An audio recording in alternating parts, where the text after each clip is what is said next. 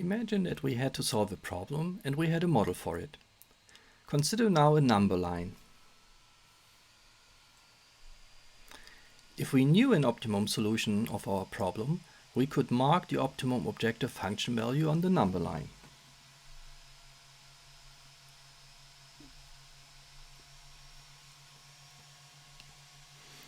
Any value that is greater than or equal to the optimum objective function value is called an upper bound.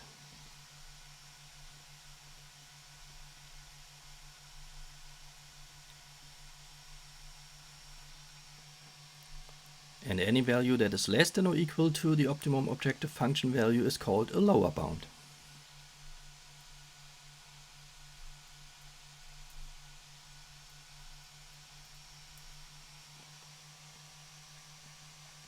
It should be clear that every feasible solution of a maximization problem has an objective function value that defines a lower bound. This follows from the definition of an optimum solution. In the case of a minimization problem, every feasible solution has an objective function value that defines an upper bound. Imagine now that the optimum objective function value is not known, for instance, because we do not know how to solve the problem or solving the problem optimally is too time-consuming. Is it possible to derive an upper bound for a maximization problem or a lower bound for a minimization problem if the optimum objective function value is unknown? And if we consider upper and lower bounds as being estimates of the optimum objective function value, how could we derive bounds as good as possible then? Note that an upper bound is better the smaller its value is, and a lower bound is better the larger its value is. In this video, we will study this question for cases where our model is a linear program. To avoid confusion, we will discuss maximization problems first. We are seeking upper bounds then. Minimization problems will be discussed afterwards. For what follows, we assume that the left-hand sides of all constraints of our linear model, as well as the objective function, are in the form a1 times x1 plus a2 times x2 plus up to an times xn. The right-hand sides of all constraints are assumed to be constant. These assumptions are without loss of generality. Once more, it is convenient to use the furniture production problem, which was already made use of in previous videos. Recall that for two types of furnitures and two types of parts, we had formulated the following model. Maximize 16 times the number of tables plus 10 times the number of chairs, subject to 2 times x1 plus x2 is less than or equal to 6, 2 times x1 plus 2 times x2 is less than or equal to 8, x1 is greater than or equal to 0, and x2 is greater than or equal to 0. How can we derive an upper bound for the optimum objective function value if we have no clue what the optimum objective function value is? Well, there is a systematic way, and we will learn how to do this step by step now. We use several ideas which, when combined, complete our task. Step 1. It is clear that the optimum objective function value is somehow computed from the objective function, which is 16 times x1 plus 10 times x2. Let's determine values, let's call them u and v, such that this expression is less than or equal to u times x1 plus v times x2. And this shall hold for all values x1 and x2 from the domains. Since x1 is greater than or equal to 0, we know that u must be greater than or equal to 16. And since x2 is greater than or equal to 0, we know that v must be greater than or equal to 10.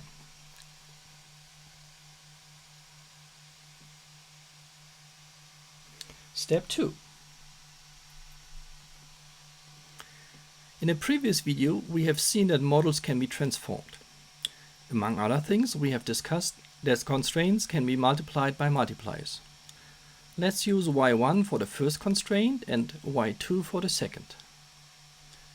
We get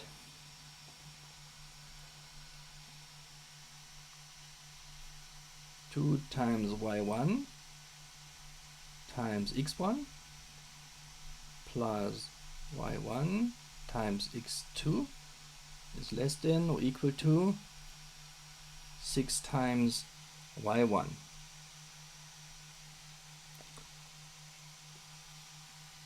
And 2 times y2 times x1 plus 2 times y2 x2 is less than or equal to 8 times y2.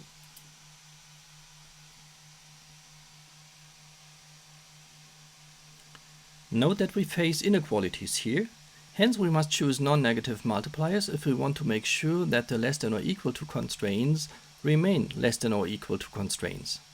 That means y1 should be chosen greater than or equal to 0, and y2 should be chosen greater than or equal to 0. Step 3.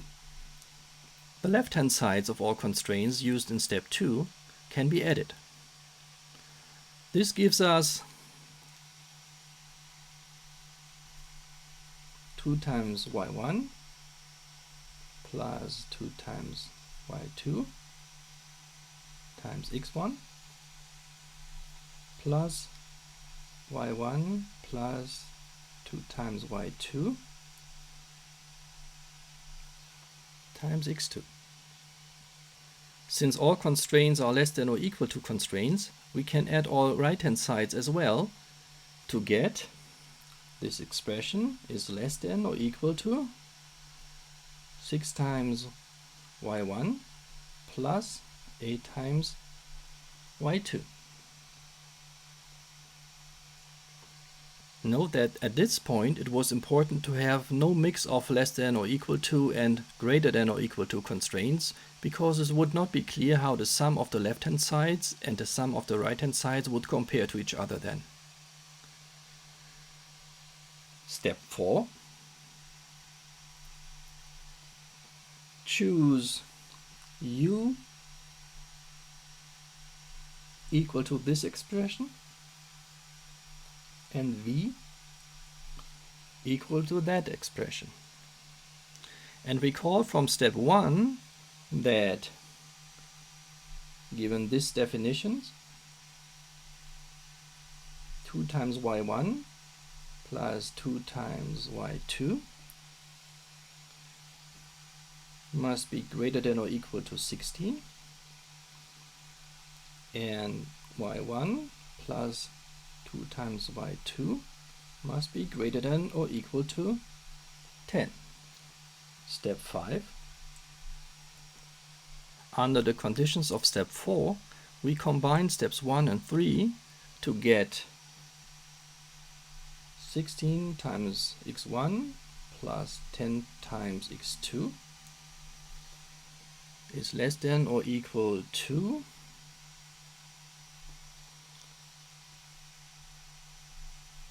2 times y1 plus 2 times y2 times x1 plus y1 plus 2 times y2 times x2, which is less than or equal to 6 times y1 plus 8 times y2. In other words, 6 times y1 plus 8 times y2 is an upper bound for the optimum objective function value, and this upper bound depends on the choice of y1 and y2. Hence we should choose y1 and y2 such that this upper bound is as small as possible. Now it's time to put everything together. We are looking for values y1 and y2.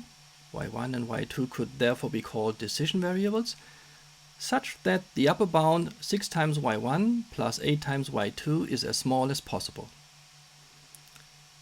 Formally, this can be written like this.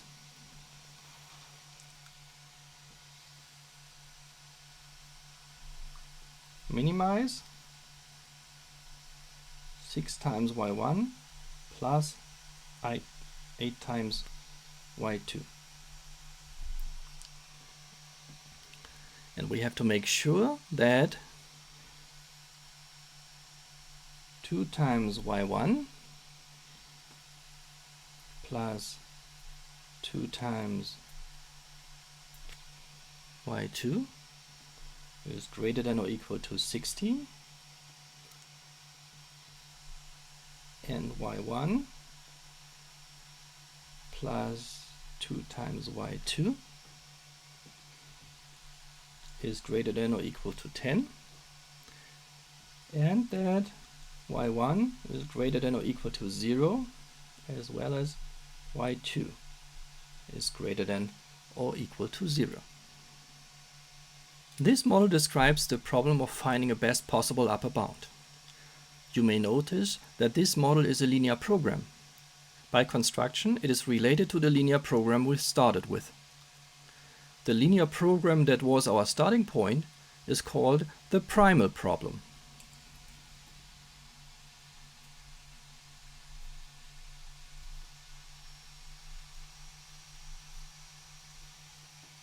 And the linear program we've just derived is called the dual problem.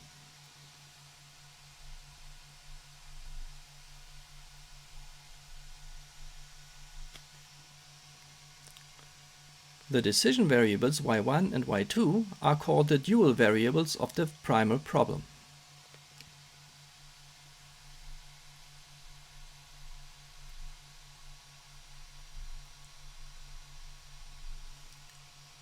Let me emphasize again that each variable in the primal problem has a corresponding constraint in the dual problem, and that such a constraint is derived from the coefficients of the variable in the primal problem.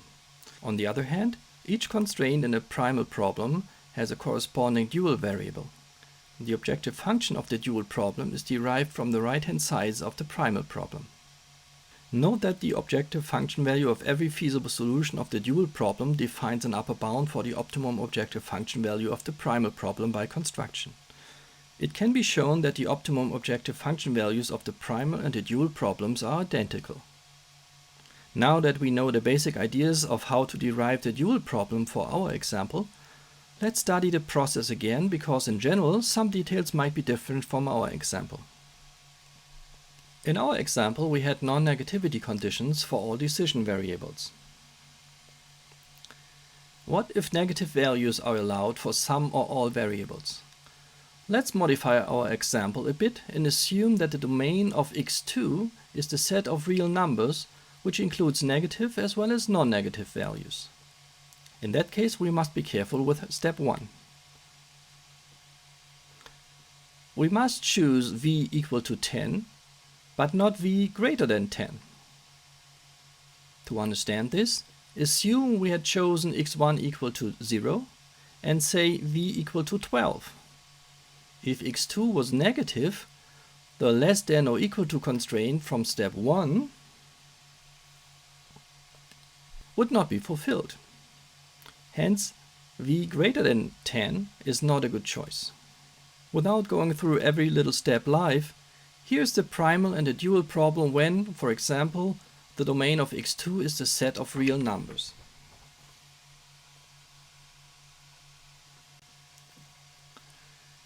Changes to the previous example are shown in red. As you can see, The domain of a variable in the primal problem has an effect on the type of the constraint in the dual problem, which corresponds to the decision variable. Please keep this in mind.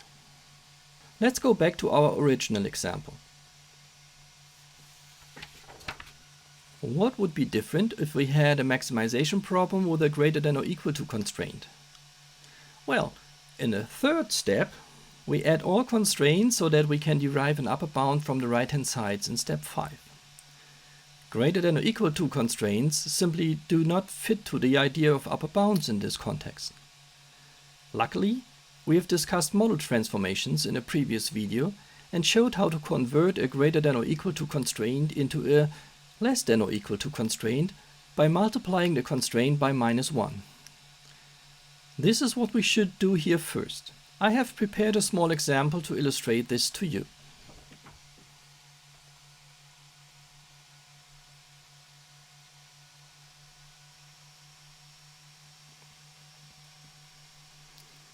Again, changes to our previous example are shown in red. As you can see, I have introduced a greater than or equal to constraint. It is simply the original constraint multiplied by -1. So the first thing we do is we make sure that there are no greater than or equal to constraints by transforming the model. And then we can dualize the model. Okay, back to our original example. Instead of less than or equal to constraints, we could face equality constraints. What would be different if we had one or more equality constraints? In that case, step 2 would be slightly different because in the case of an equality constraint, we could choose any real valued multiplier. It is not necessary that the multiplier is non-negative. An equation remains to be an equation no matter what value the equation is multiplied with. Of course, I have a small example for you so that you can see how this works.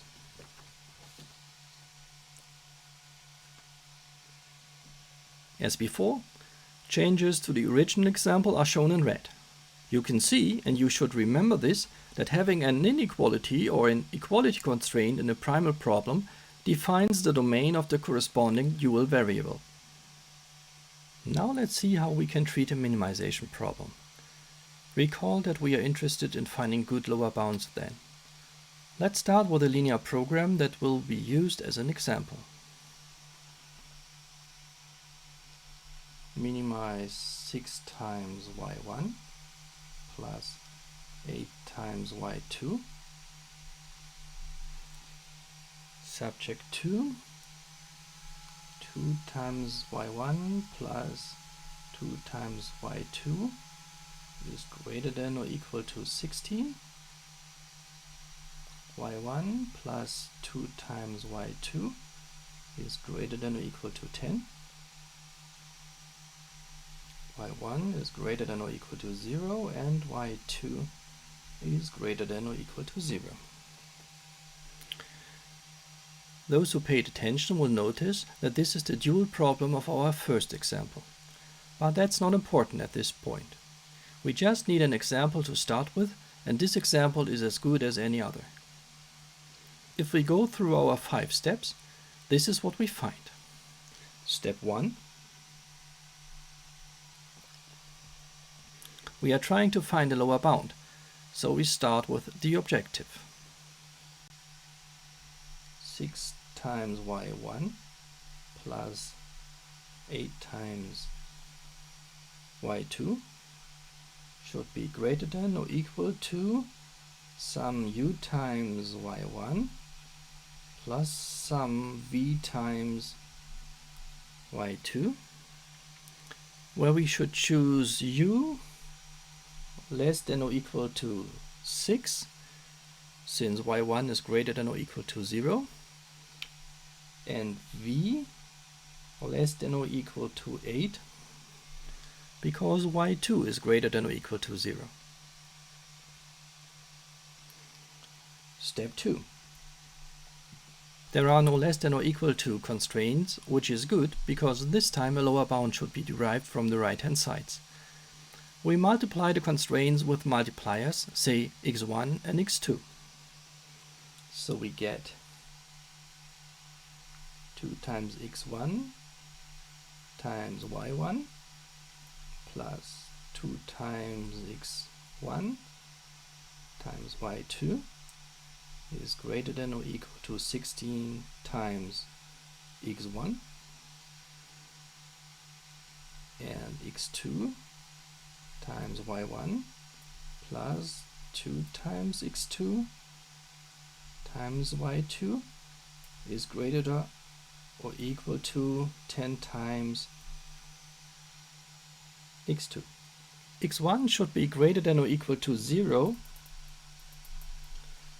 because we have an inequality constraint, and x2 should be greater than or equal to 0 for the same reason. Step 3.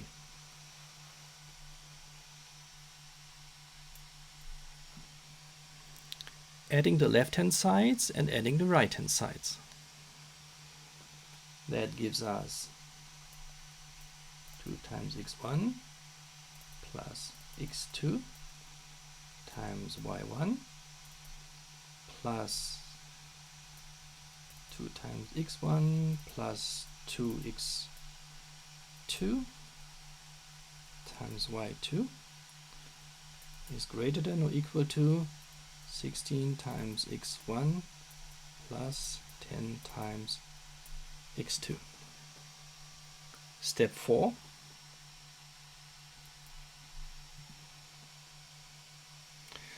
Choose u equal to this expression and v equal to that expression. So we can derive 2 times x1 plus x2 should be less than or equal to 6, and 2 times x1 plus 2 times x2 should be less than or equal to 8. Step 5. It's now clear that 6 times y1 plus 8 times y2 is greater than or equal to 2 times x1 plus x2 times y1 plus 2 times x1 plus 2 times x2 times y2, which is greater than or equal to 16 times x1 plus 10 times x2. That means that 16 times x1 plus 10 times x2 is a lower bound that depends on the choice of the x's. Putting all together leads to the dual problem.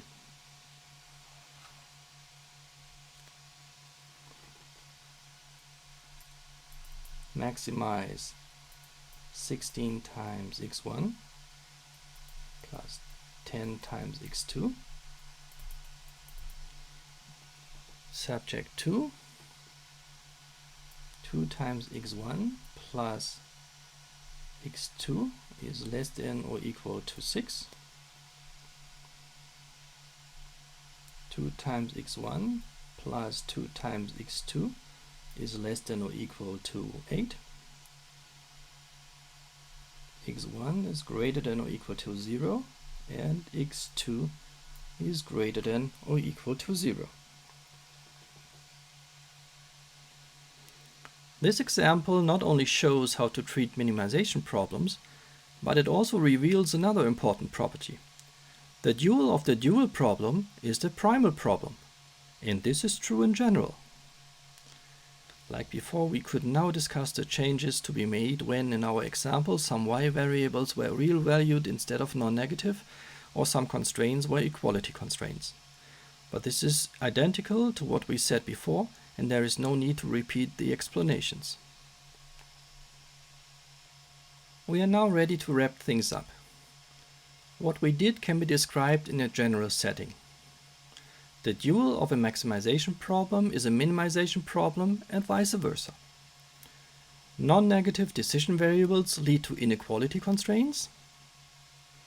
Real-valued decision variables lead to equality constraints.